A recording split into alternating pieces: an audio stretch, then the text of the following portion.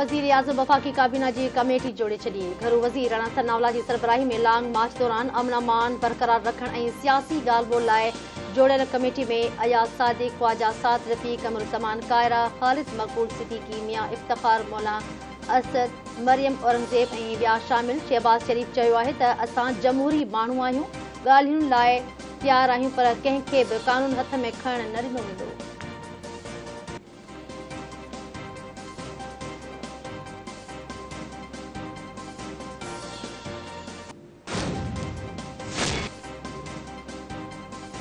सियासत में ॻाल्हियुनि जा दरवाज़ा खुलियल हूंदा आहिनि, पर इमरान ख़ान ॻाल्हियूं करण जे लाइक़ नाहे। रस्तनि ते गारियूं ॾींदड़ शख़्स सां ॻाल्हियूं न थियूं करे सघजनि। PTI चेयरमैन सां ॻाल्हियुनि जे लाइ का बि कमेटी न जोड़ी आहे। इमरान ख़ान जी असुल एजेंडा इदारनि ते तनक़ीद करणु आहे। संदसि अस्करी इदारनि ते तनक़ीद जो भारतीय मीडिया जशन मल्हाए रहियो आहे। सिंध सां माहवारी वफ़ाक़ी वज़ीर मरियम औरंगज़ेब जी प्रेस कॉन्फ्रेंस।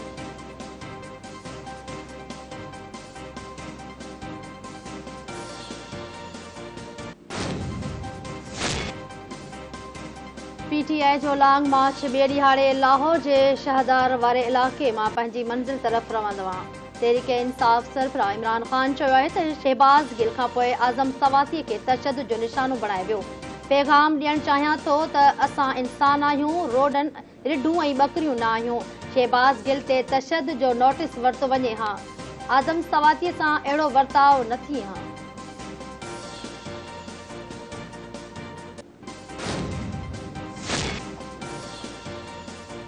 इमरान ख़ान पंहिंजे पुराणे साथी फैसल वाबदा खे पार्टीअ मां निकाली ॾेई छॾी। PTI चेयरमैन जे सही सां जारी नोटिफिकेशन जारी कयो वियो आहे त फैसल वाबदा पार्टी तरफ़ां जारी शोकाज़ नोटिस जो जवाब न ॾिनो, जंहिं ते संदसि बुनियादी मेंबरशिप ख़त्म कई वञे थी।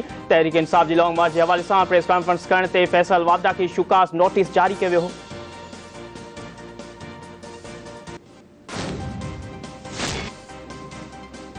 तहरीक इंसाफ़ सरबराह जी लॉन्ग मार्च जो मक़सद रतो छाण आहे। इमरान ख़ान ज़ाती मुफ़ादनि खां सवाइ ॿियो कुझु बि नथो सोचे। हू मुल्क जो सभ खां वॾो कूड़ो शख़्स आहे। सिंध जे इतलात वारे वज़ीर शर्जील इनाम मेमन जी PTI चेयरमैन ते तनक़ीद। संदसि चवणु आहे त इमरान ख़ान चाहे थो त मुल्क जा समूरा इदारा संदसि ग़ुलाम बणिजनि। मुल्की इदारनि खे केर बि पंहिंजी आङुरियुनि ते नचाए नथो सघे।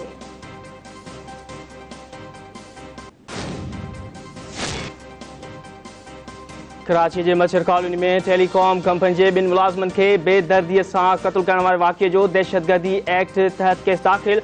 जवाबदारनि जी गिरफ़्तारी लाइ पुलिस ऐं रेंजर्स जो क्रैकडाउन। शक जे बुनियाद ते 34 ॼणनि खे गिरफ़्तार करे वरितो। मक़तूल इमन जावेद जी ठटे ऐं इसाक पवन जी ठाविशा में जनाज़ी नमाज़ पढ़ाई वई। तदफ़ीन जे मौक़े ते हर्रा ख़ाली। मक़तूल मुलाज़िमनि जे वारसनि पारां जवाबदारनि खे इबरतनाक सज़ा ॾियण जो मुतालबो।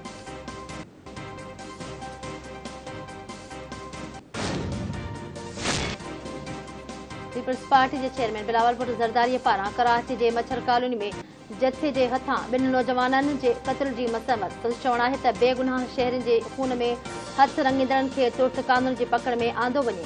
जांच समेत समूरी कानूनी कार्रवाई जे हवाले सां मुतासिर कुटुंबनि जे ख़दशनि खे ख़त्म कयो वञे।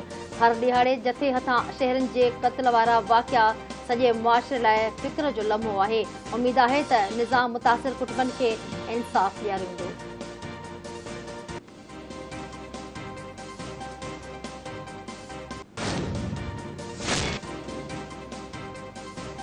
अमरीकी जेल गवंथा नामोबी में क़ैद पाकिस्तानी शहरी आज़ादी माणे ॾेह पहुची वियो। ख़ुशी आहे त परॾेह में क़ैद हिकु पाकिस्तानी अॼु पंहिंजे कुटुंब सां गॾु आहे।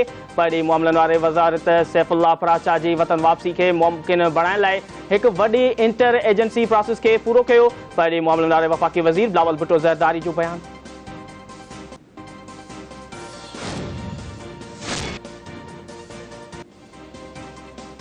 हलीम आदिल शेख बदतमीज़ी ऐं ज़हनी टार्चर कंदो आहे। संदसि रवैयो मुनासिब न आहे। साणुसि गॾु रहणु नथी चाहियां।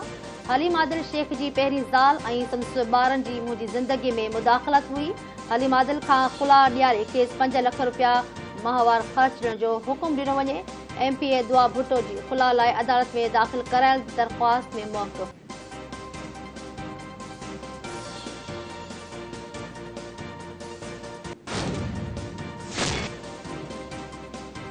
SIUT सखर में रोबोटिक सर्जरी की शुरुआत। सिंधी सिहत वारी वज़ीर डॉक्टर अज़रा पेशूअ चयो आहे त डॉक्टर अदीब रिज़वी जी हिक ॿिए ख्वाब साबिया माणे वरिती आहे। जदीद टेक्नोलॉजीअ सां इलाज वधीक सवलो थी वेंदो। रोबोटिक ऑपरेशन सां इंफेक्शन खां बचण सां गॾु मरीज़ जल्द सेहतियाब थींदा।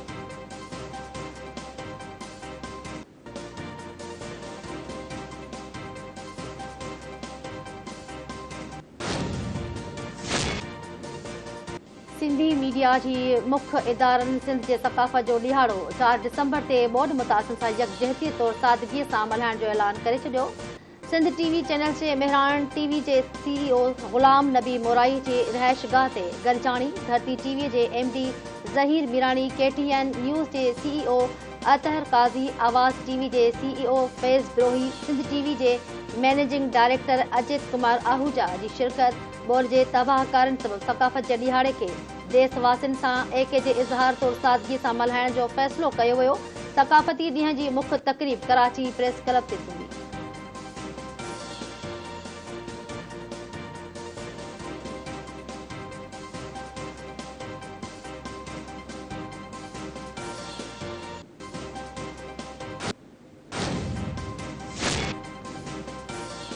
सांगड़ भरसां बाड़ो सिम नाले में बुढ़ी हयाती विञाए वेठो। बरसात सबब घर ढहण खां पोइ बंद ते वेठल छवरनि जो रोवियो कोली सिम नाले में किरी दम ॾिनो।